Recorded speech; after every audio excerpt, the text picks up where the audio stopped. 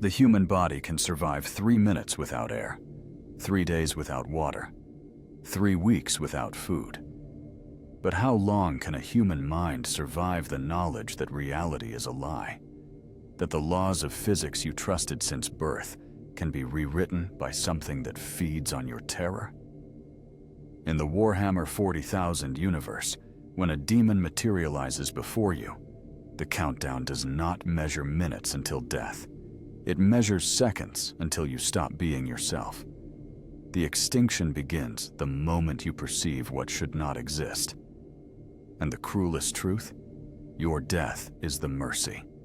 Survival is the punishment. A demon is not an alien. An alien obeys biology. It has organs, metabolism, evolutionary history. You can dissect an orc. You can autopsy a Tyranid. Their bodies follow rules, even if those rules are strange. A demon has no body. What you see is not flesh. It is a 3-dimensional shadow of something that exists in the warp, the dimension of raw emotion and thought. When a demon manifests in real space, it is translating itself into concepts your eyes can process. But the translation is broken. Your brain receives signals that contradict each other. An arm that is both there and not there. A face with too many angles. A scream that sounds like laughter that sounds like your own voice speaking words you never said. The human brain is a pattern recognition machine. It evolved to find faces in clouds, predators in shadows, meaning in noise. This reflex kept your ancestors alive, but it also makes you catastrophically vulnerable to demons. When your visual cortex tries to parse something that violates geometry, it does not simply fail. It begins manufacturing explanations. You see limbs where there are none. You hear words in static. Your brain hallucinates details to fill the gaps, and those hallucinations become part of the demon's presence. You are helping it exist by perceiving it. The act of observation completes the manifestation, and the more you look, the deeper it roots into your mind. This is not psychology. This is physics. Demons are made of warp energy, which responds to consciousness. Your attention is not passive. It is a bridge. Every second you spend perceiving the demon strengthens its grip on reality and weakens yours. The Imperium trains its soldiers to look away, to close their eyes, to recite prayers that occupy the mind. Not because prayer has magic power, because an occupied mind is a mind that is not feeding the demon. But most humans do not have this training. Most humans stare, and staring is participation. By the time you realize you should look away, the Daemon already owns the space behind your eyes. Accounts from survivors, those rare few who lived long enough to be debriefed before execution, describe a smell, not the stench of rot or sulfur. Something worse, a scent that is familiar but wrong. One guardsman reported the smell of his mother's kitchen on baking day, but sweetened with copper. Another described wet earth after rain, but threaded with ammonia. The olfactory cortex is directly wired to the limbic system, the ancient brain structures that govern emotion and memory. Demons exploit this. They project scents that trigger nostalgia, comfort, safety, and then corrupt them. The smell of home becomes the smell of invasion. Your brain cannot unlink the two. From that moment forward, every memory associated with that scent is compromised. The demon has edited your past. This is why many survivors lose the ability to speak about their lives before the encounter.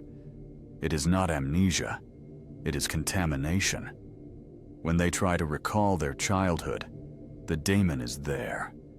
When they remember their family, the Daemon is standing in the room. The past becomes a place they cannot return to because the Daemon has colonized it.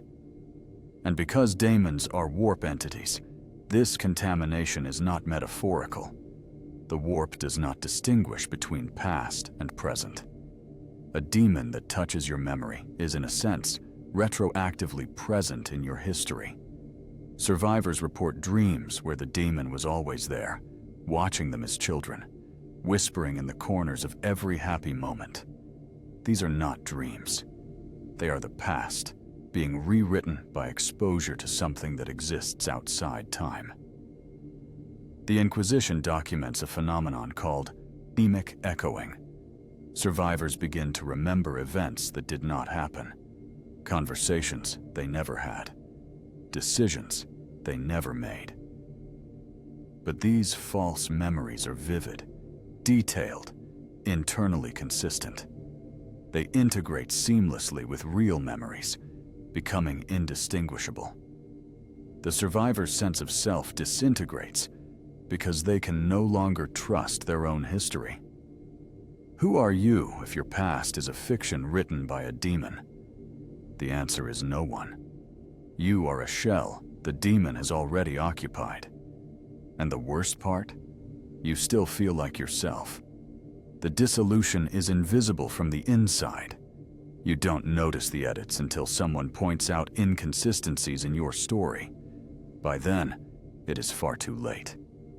Physical proximity to a demon induces changes that Imperial Medici cannot explain and cannot reverse. Blood temperature fluctuates independent of environment. Guardsmen standing in freezing bunkers begin sweating blood. Others in tropical war zones develop frostbite on internal organs. The body's autonomic systems, the ones you do not consciously control, stop obeying physical law. Your heart beats in rhythms that should be fatal, but are not. Your lungs inflate and deflate in patterns that should asphyxiate you, but do not. You are alive, but your biology is being rewritten by something that does not understand biology and does not care. Exposure to Nurgle demons accelerates decay, not just infection. Decay. Cells begin apoptosis, programmed death, without damage or disease. Skin flakes away in sheets. Hair falls out in clumps. Teeth loosen and drop from gums. This happens within hours. The process is not painful, which makes it worse. Victims describe a pleasant numbness, a sense of relaxation, as their body dissolves. They lose fingers and do not notice until someone points it out. The demon is not killing them. It is inviting them to let go, to stop fighting entropy, to accept that decay is the natural state and life is the aberration. And some do. They sit down, smile, and wait for their tissues to liquefy. The Imperium executes these victims not out of cruelty, but because there is no medical intervention. The rot continues after death. The corpse does not decompose. It transforms, slowly becoming a host for Nurgle's garden. Fungal blooms erupt from the chest cavity. Flies hatch from the eye sockets, already full-grown and aware. Tzeentch demons induce mutation. Bones elongate. Skin develops extra layers that peel away like onion skins, revealing iridescent scales beneath. Fingers fuse or split. Eyes migrate across the skull. These changes are not random. They follow a logic that is internal to the victim, reshaping the body to match suppressed desires or fears the victim never consciously acknowledged. A man who secretly hated his own face wakes to find his features melting, sliding off the bone. A woman who felt invisible develops translucent skin. The demon is externalizing the psyche, making the hidden self visible. And once visible, it cannot be hidden again. The mutation is irreversible. Surgical removal only accelerates it. Attempting to cut away the changed tissue causes the remaining tissue to mutate faster, as if the body is defending the demon's work. Slanesh exposure does not mutate. It sensitizes. Nerve endings multiply. Pain and pleasure become indistinguishable. Victims report that breathing feels like blades in the lungs, but also euphoric. Heartbeat becomes orgasmic and agonizing in the same instant. The body is turned into an instrument of sensation so overwhelming that thought becomes impossible. Victims claw at their own skin, trying to reduce the input, but touch only intensifies it. The Inquisition has records of survivors who begged for sensory deprivation, for darkness and silence, only to discover that deprivation itself became a stimulus. The absence of sensation was so novel, so acute, that it too overwhelmed them. There is no baseline to return to. The nervous system has been tuned to a frequency that does not exist in nature. The victim is permanently trapped in a state of hyper-awareness, unable to ignore any input, unable to filter the world into manageable pieces. Khorne demons do not mutate the body. They break it. Bones fracture under the weight of rage. Muscles tear from overexertion. The adrenal system floods the bloodstream until the heart chambers rupture. Victims do not die from wounds. They die from their own fury. The demon amplifies aggression until it becomes lethal. Soldiers tear their own throats, screaming. They punch walls until their hands are pulp. They charge enemy lines unarmed, not out of courage, but because standing still feels like drowning. The rage is not directed at anything. It is a state of being, an ontological condition, and it does not fade. Victims who survive the encounter remain angry forever. Every inconvenience is an insult. Every delay is an attack. They cannot sleep because rest feels like cowardice. They cannot eat because chewing is too slow. Within weeks, their bodies cannibalize themselves. Heart failure is universal. The Imperium does not waste resources on care. Execution is considered a kindness. Demons do not need to touch you to wound you. Proximity is enough. The warp leaks into real space around them, creating zones where causality weakens.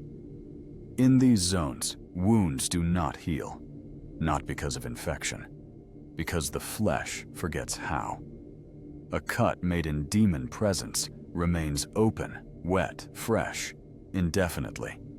The edges do not knit. Scabs do not form. Blood seeps continuously, slowly, without clotting. Imperial chirurgeons have tried cauterization, suturing, regenerative unguents.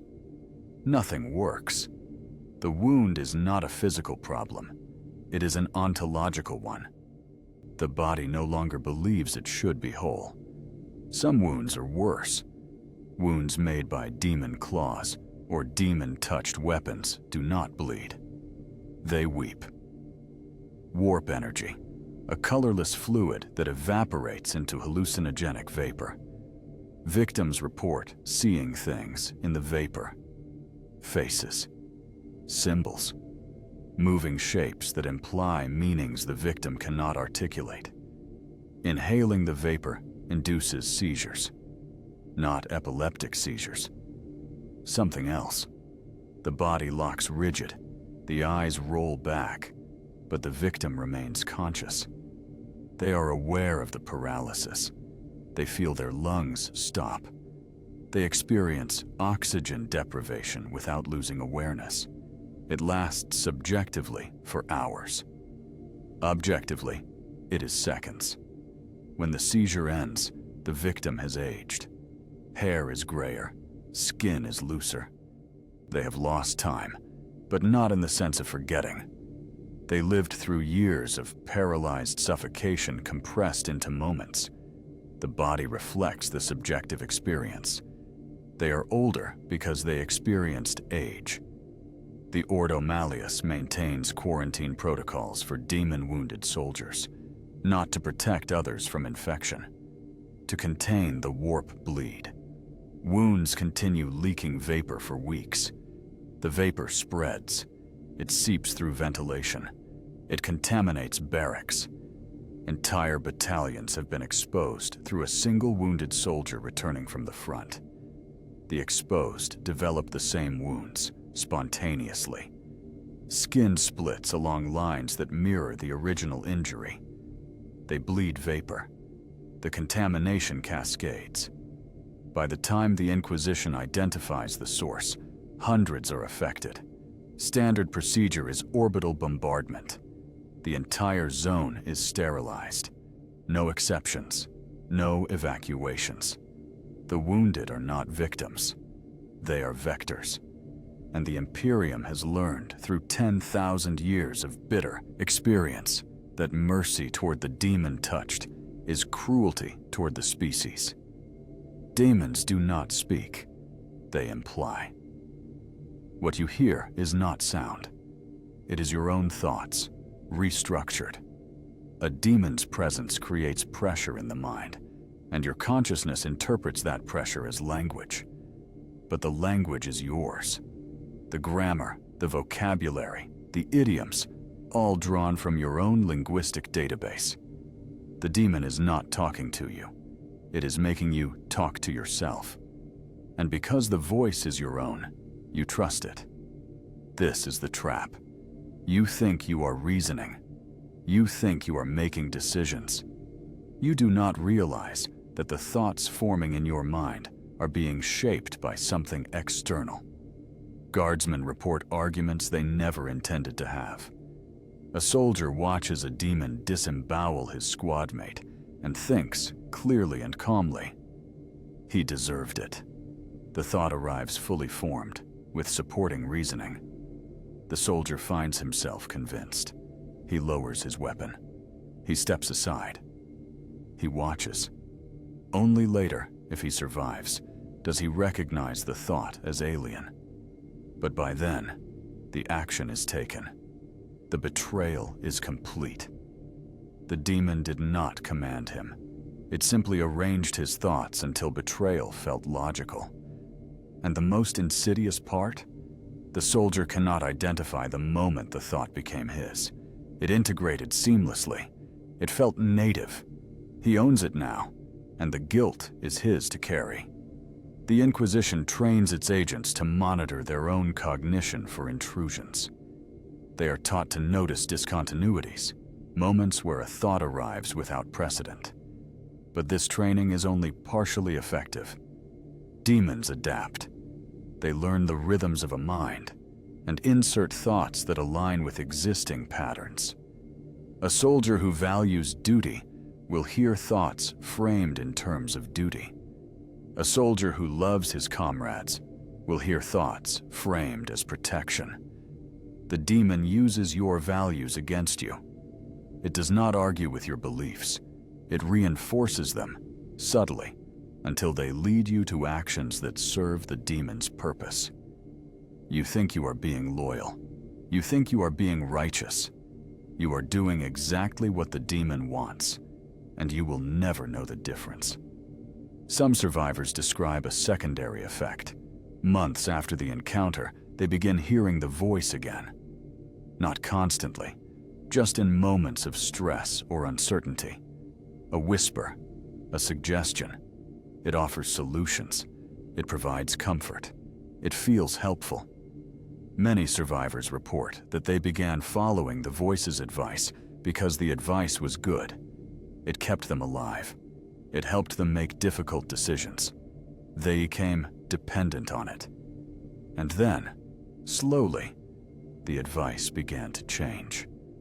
The voice started suggesting cruelties, small ones at first.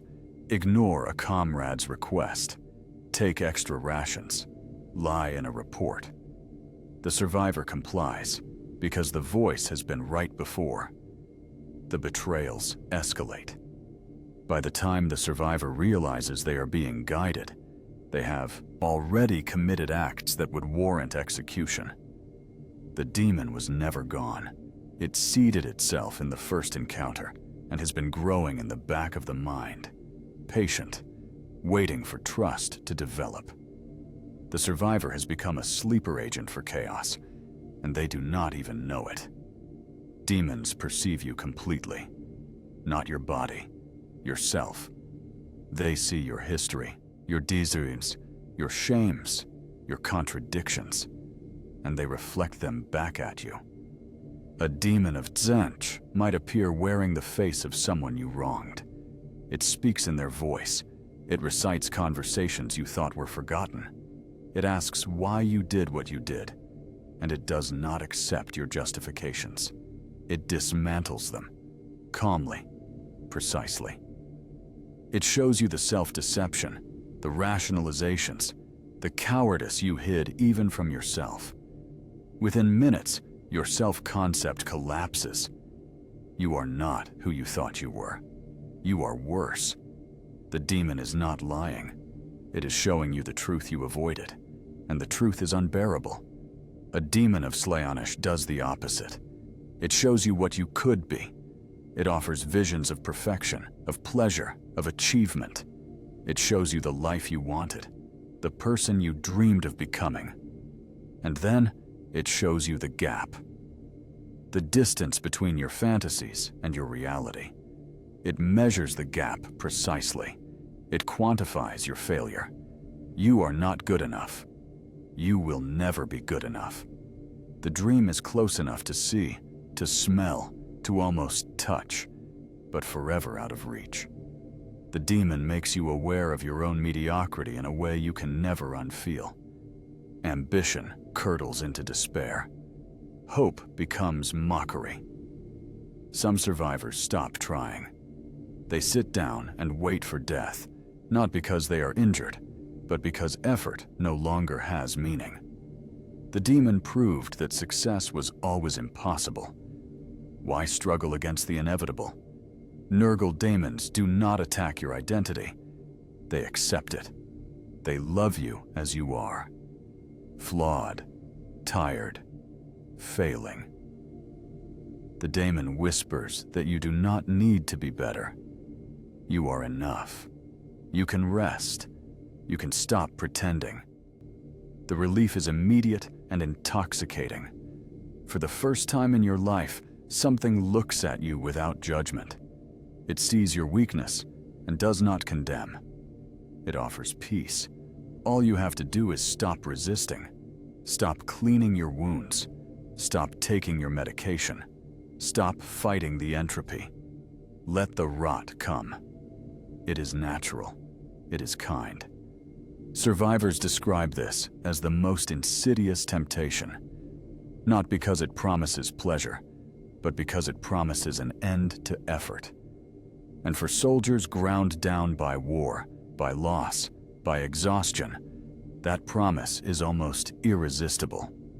Khorne demons do not care about your identity. They erase it. In the presence of Khorne, you are not a person with a history. You are a weapon. Your fears do not matter. Your loves do not matter. Your memories are irrelevant. There is only the enemy and the act of killing. The reduction is absolute. Survivors report a sense of lightness, of liberation. All the complexity of selfhood is stripped away. No choices, no doubts. Just target and strike. Some survivors mourn the return of complexity. They describe ordinary life as unbearably heavy after experiencing the simplicity of Khorne's focus. They volunteer for the most dangerous missions, chasing the clarity they felt in the demon's presence. The Inquisition monitors these soldiers closely. They are considered lost, not because they are corrupted, but because they are addicted to self-erasure.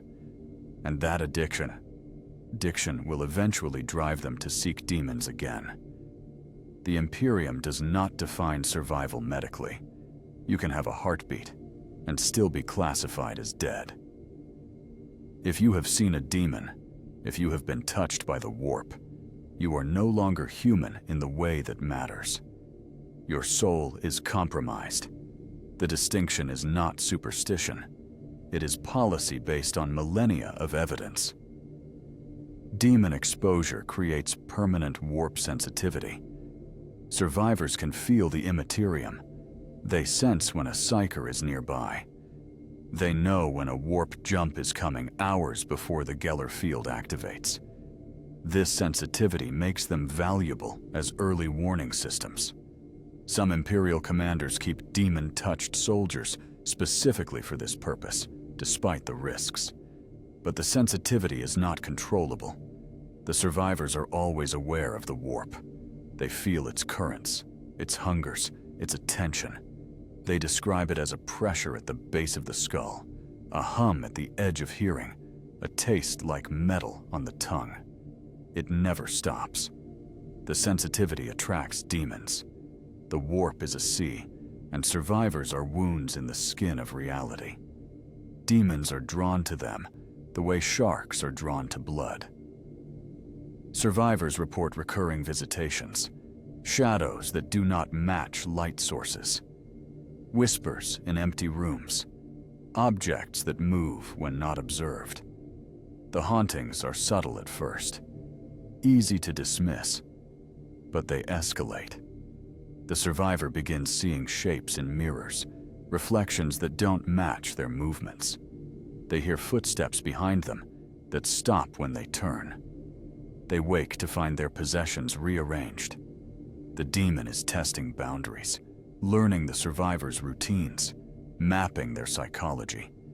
And then, one night, the survivor wakes to find something sitting at the foot of their bed, watching. The Daemon has returned, not to kill, to claim. The survivor is marked, and the marking is permanent. Some survivors do not wait for the hauntings to escalate. They request execution. The Inquisition grants these requests without hesitation. It is considered a sign of spiritual strength to recognize one's own corruption and request cleansing. The execution is swift and ceremonial. The survivor's name is entered into the regimental martyrology. Their death is counted as a victory against chaos. But many survivors do not request execution. They hide their symptoms. They lie during debriefings. They convince themselves the hauntings will stop, that they can outlast the attention, that they are still themselves. These survivors are the most dangerous. They are walking breaches in reality, warp vulnerabilities that move freely through Imperial infrastructure. And when the demon finally completes the claim, when the survivor's body becomes a puppet for warp entities, they are positioned to inflict maximum damage. The Ordo Malleus has protocols for identifying hidden demon-touched, behavioral anomalies, inconsistent testimony, unexplained knowledge. But the protocols are imperfect. Demons are intelligent. They coach their puppets. They help them pass inspections. A survivor possessed by a demon is more convincing than a survivor fighting possession, because the demon understands what the Inquisition is looking for and adjusts accordingly. The possessed smile. They follow orders. They cite the Imperial Creed. They are model soldiers until the moment they are activated. And activation can come years later, in a critical moment, when trust has been established and guard has been lowered.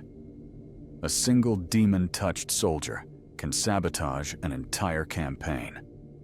The Imperium's solution is draconian. Anyone who reports demon exposure is executed. No exceptions. Not out of cruelty. Out of arithmetic. The risk is too great. Better 1,000 innocents die than one demon infiltrator survive. Imperial propaganda teaches that demons are rare, that encountering one requires catastrophic failures of protocol. This is a lie. Demons are rare in the sense that most citizens will never see one. But for anyone involved in Imperial military operations, demon encounters are statistically inevitable. Chaos cults operate on thousands of worlds. Warp storms erupt without warning. Geller field failures occur.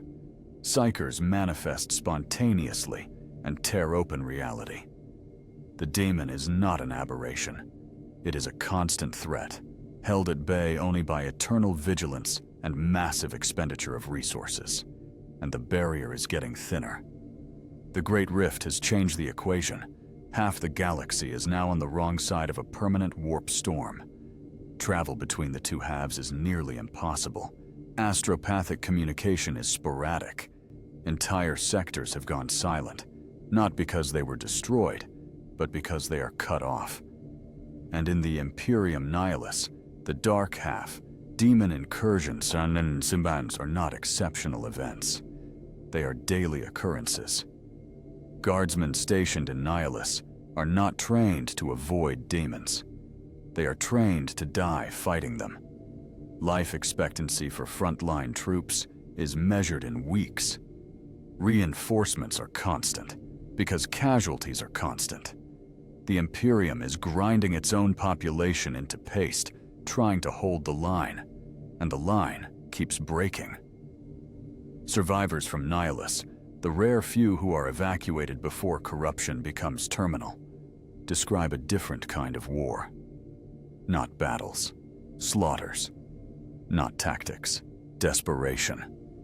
They speak of entire companies lost to demonic possession, of commissars executing officers who suggested retreat, of priests leading soldiers in prayers that lasted hours while demons circled, waiting for the prayers to falter.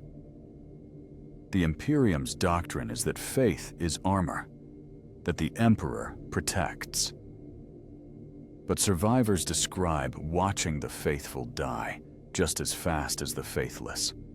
Prayer did not stop the claws. Hymns did not close the wounds. Faith bought them nothing but the certainty that their deaths had meaning. And even that certainty evaporated when they saw their comrades rise again, animated by the same demons they had died fighting. There is no safe distance. Demons are not contained by geography.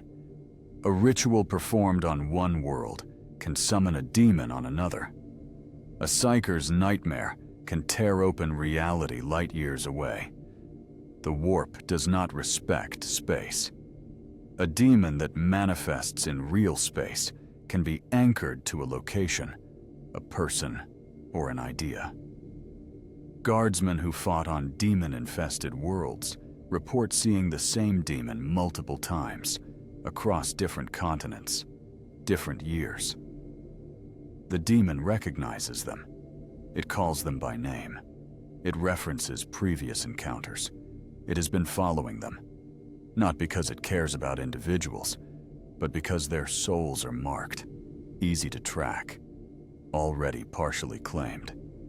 The encounter is never over. It is only interrupted. Demon exposure affects children differently. Adults have cognitive frameworks, belief systems, psychological defenses. Children do not. A child's mind is plastic, still forming, and demons shape it like wet clay. Children who see demons do not rationalize the experience. They accept it as real, the same way they accept that fire is hot and water is wet. The demon becomes part of their ontology. They grow up knowing that reality is breakable, that monsters are real, that adults lie about safety. This knowledge does not make them stronger. It makes them brittle. The Schola Progenium, the Imperium's orphanage and training system, has entire wings dedicated to demon-exposed children. These children are not trained for normal service. They are too damaged. Instead, they are conditioned for expendable roles. Penal legions, suicide squads, human mind detectors. The Imperium does not waste resources on rehabilitation. The children are assets, and assets are expended where they provide maximum value. Some children are inducted into the Inquisition's ranks as acolytes, not because they show aptitude, but because their pre-existing trauma makes them resistant to further corruption. They have already been broken. There is nothing left for demons to exploit. But some children are not recovered. They are left behind, orphaned by wars that erase entire settlements. These children grow up in the ruins, feral, raising themselves, and the demons visit them, not to kill, to cultivate. A demon that invests time in a child can shape that child into an adult who serves chaos willingly, not through possession, but through conviction.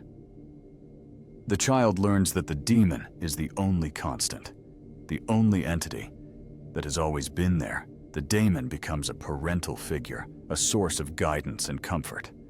By the time the child reaches adolescence, they are loyal to chaos in a way that is deeper than indoctrination. It is love. They will betray the Imperium not because they were commanded, but because they cannot imagine doing otherwise. The demon raised them. The demon is family. And when the Inquisition eventually finds these children, now adults, there is no saving them. They die defending the demon, genuinely believing they are protecting something precious. There is a threshold, a point where the human mind stops processing Daemon presence as a threat and starts treating it as normal. This is not adaptation. It is collapse. The brain's threat assessment systems are designed to handle predators, natural disasters, human enemies. They are not designed to handle entities that violate the rules of existence. When the violation is too extreme, too sustained, the brain stops categorizing it as danger. It recategorizes it as environment. The demon becomes background, and once that shift occurs, the victim is lost. Guardsmen describe this as the moment of calm. They are in the middle of a demon incursion, surrounded by screaming, blood, fire, and suddenly they feel peaceful. Not because the danger has passed, because their brain has given up. The fear response has exhausted itself. Adrenaline is depleted. Cortisol receptors are saturated.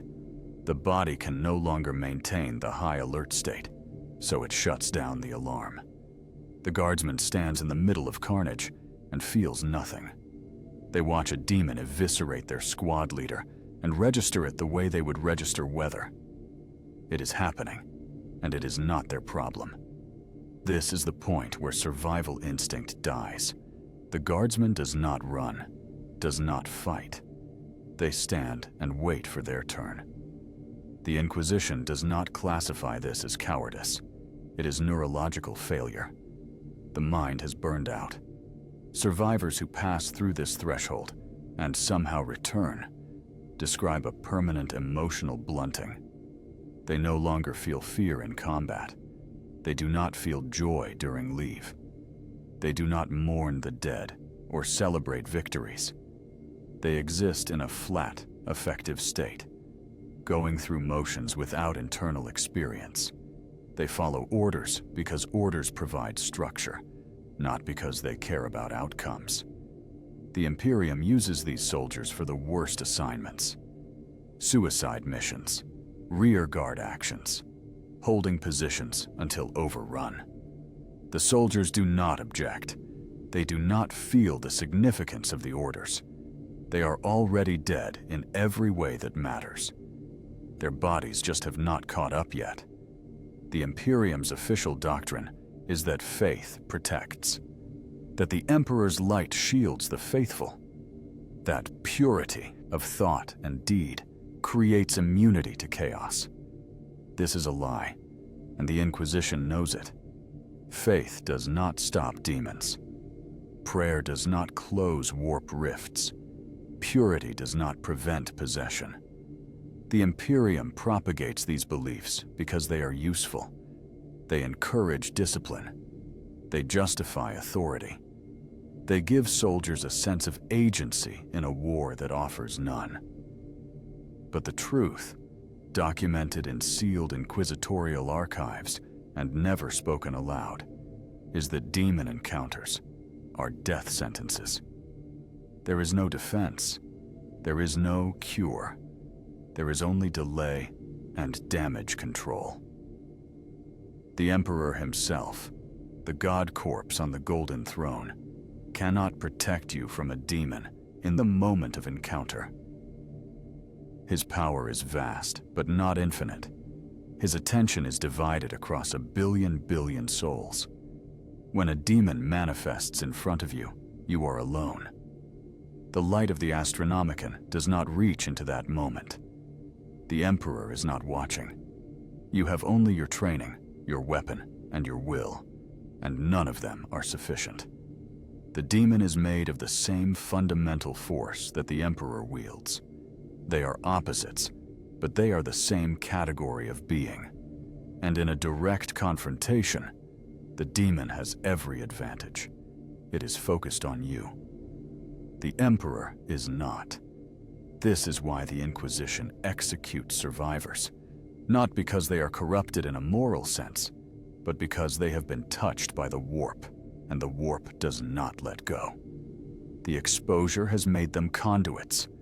They are now part of the demon's territory, even if they returned to real space.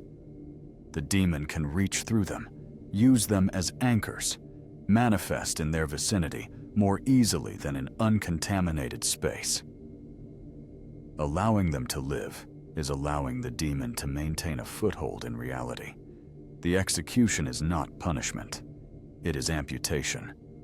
The Imperium is cutting away the infected tissue to prevent the spread, and the infected tissue is you. Some inquisitors argue for exceptions, for quarantine rather than execution, for study. The Ordo Malleus has facilities where demon-touched survivors are held, observed, tested. The hope is that understanding the mechanism of corruption might lead to countermeasures. But these facilities are prisons. The subjects are not patients. They are specimens. And the experiments conducted on them are not treatments. They are vivisections. The Inquisition is dissecting the process of demonic influence in real time, using living human subjects. The suffering is extreme and prolonged. Most subjects beg for execution within weeks. The Inquisition does not grant their requests. The data is too valuable. And the Inquisition has decided, collectively and without formal declaration, that the suffering of individuals is acceptable cost for information that might save billions. This calculus is never explained to the subjects. They die believing they were forgotten. When an Imperial soldier realizes they are demon-touched, protocol is simple. They report to their commissar. They confess the exposure. They kneel. The commissar places a bolt pistol against the base of the skull and fires. The execution is immediate, public, and ritualized.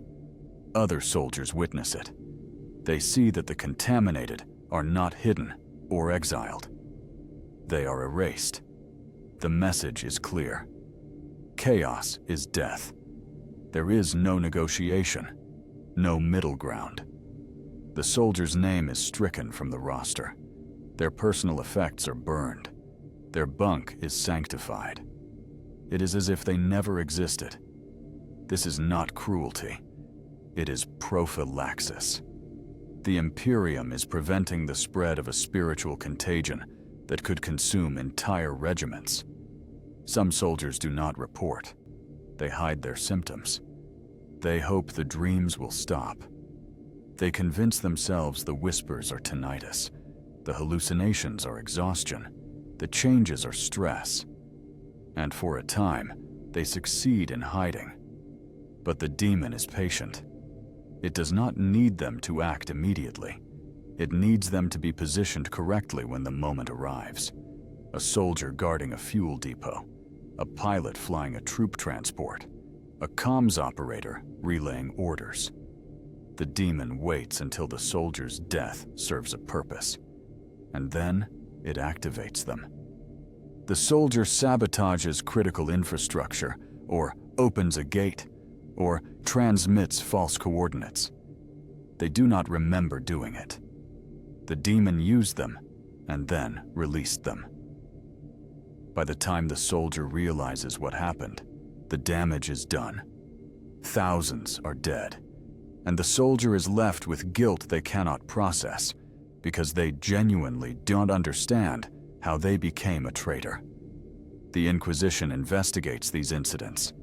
They track the patterns, they identify the signs, and they find the soldier, who is usually catatonic by this point, curled in a corner, rocking, whispering apologies. The soldier is interrogated, not to extract confession, but to determine the extent of the contamination. Are there others? How long has the soldier been compromised? What else did the demon compel? The interrogation is thorough and agonizing, and when it is complete, the soldier is executed, not quickly.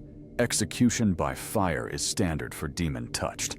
The body is burned completely, reduced to ash, which is then mixed with sacred oils and scattered. Nothing remains. No grave, no memorial, no record. The soldier is erased from history because history cannot be allowed to carry the stain of chaos. Soldiers know this. They know that demon exposure is a death sentence. They know that survival is not a goal worth pursuing, and yet they fight. Why? Because the alternative is worse. Giving up means chaos wins.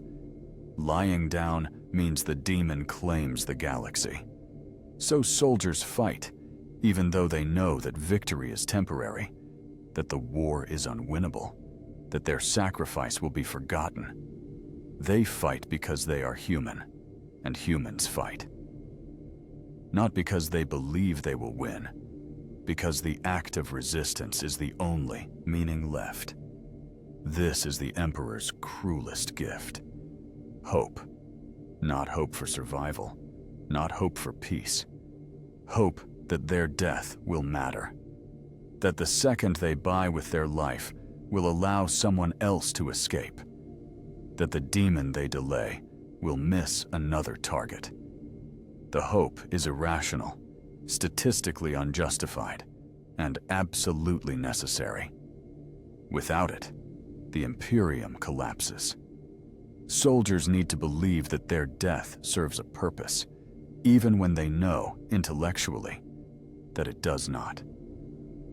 The demon they kill will return. The ground they hold will be lost. The people they save will die in the next incursion. Nothing they do has lasting impact, but the belief that it might is what keeps them loading their weapon and stepping back into the fire. The Imperium does not disabuse them of this belief.